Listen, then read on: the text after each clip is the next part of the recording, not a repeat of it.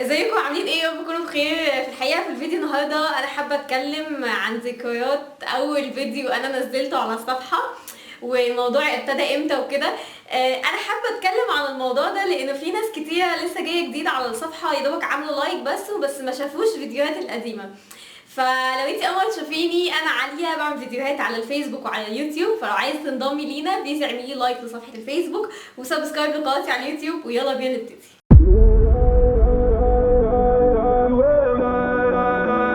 مبدئيا اول مره انزل فيها فيديوهات كان من سنه وشويه.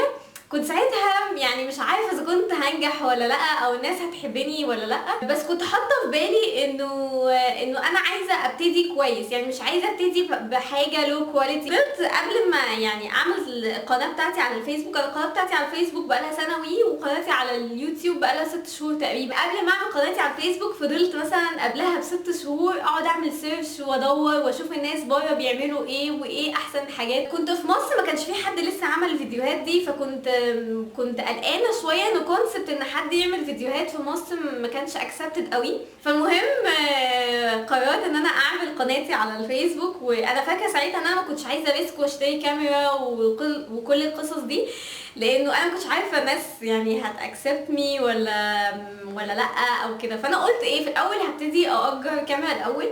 فلما جيت فكرت ان انا اجر، قلت خلاص بقى انا هاجر كاميرا مثلا 5 دي او 6 دي او كده، اللي هي حاجه تبقى يعني ابتدي كبيره، يعني ابتدي بحاجه كويسه تليق بيا وتليق بيكم. فالمهم انا فاكره الشركه دي كويس جدا، كانت الشركه كانت معاملتها وحشه قوي.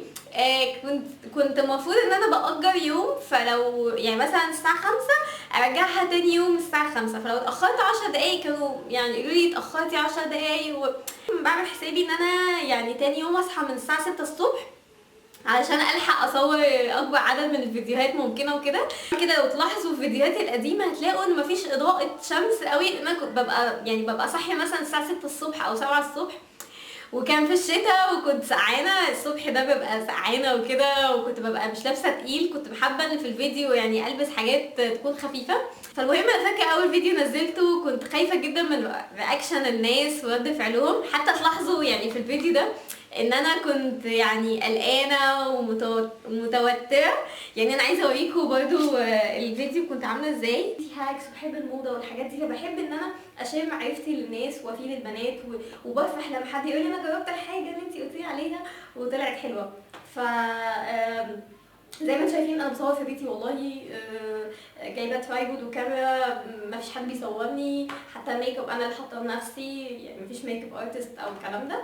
فيا رب الفيديو يعجبكم. يعني تلاحظوا في الفيديو ان انا يعني مش على طبيعتي قوي، ان انا يعني ما كنتش بضحك كتير مثلا، ما كنتش يعني كنت متنشنه، لانه بالنسبه لي اول مره اقف قدام الكاميرا وان انا يعني اكلم حد مش قدامي اصلا. ولما نزلته سبحان الله لقيت الناس كتير كتبوا لي كومنتات حلوه وشجعوني، وفي ناس كتير قالوا لي جو اهيد وكملي وكده.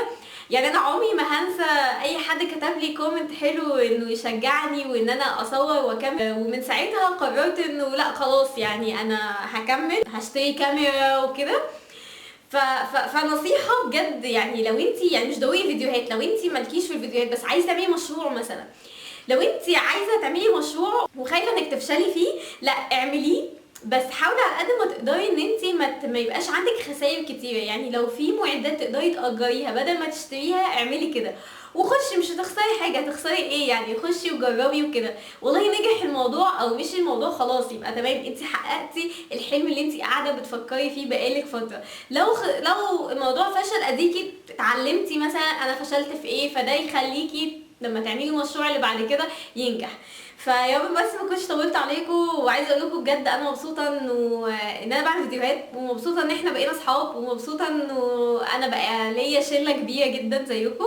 واشوفكم على خير ان شاء الله في الفيديو الجاي. باي باي.